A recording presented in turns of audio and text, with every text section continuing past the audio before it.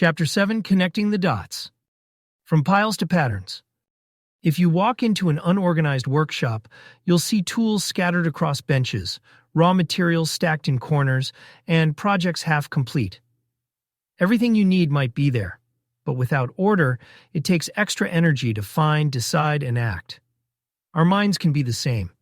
You may have meaningful principles, insightful experiences, and useful knowledge.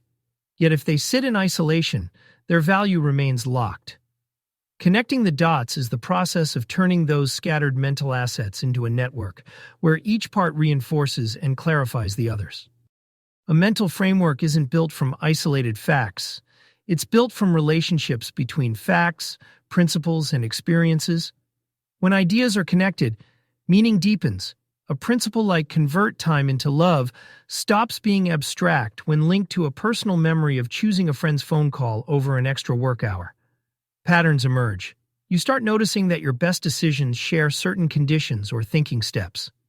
Contradictions surface. When two beliefs are linked, it's easier to see if they pull against each other.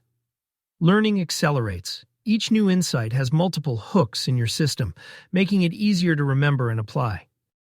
3 kinds of connections to build. 1. Principle to action. Connect your anchor points directly to real behaviors. Example: if you value be warm-hearted and tough-minded, write down what that looks like in practice when giving feedback, making a hiring decision, or setting boundaries with family. 2. Experience to principle. Link life events, successes, failures, and turning points to the principles they confirm or challenge.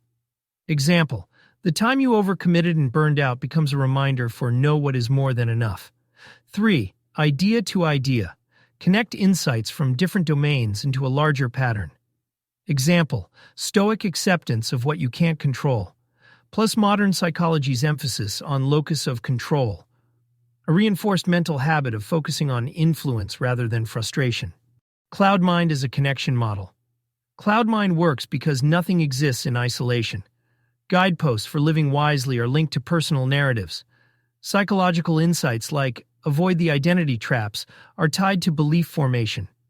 Historical patterns are connected to present-day decision-making. The more links in the network, the more resilient the framework, because every idea has multiple points of support. How to practice connecting the dots. 1. Mind map your principles. Start with one anchor point in the center. Radiate outward with experiences, related quotes, and supporting beliefs. 2. Ask the linking questions.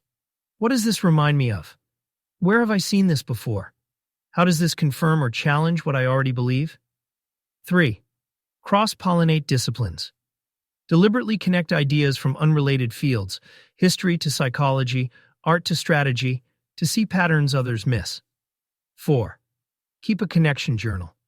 When a new idea clicks with something you already know, write down the link. Over time, this becomes a visible map of your framework. Avoiding false connections. Not every link strengthens the framework. Be cautious of superficial similarities that mask important differences. Overgeneralization. Stretching a principle beyond its context until it becomes meaningless.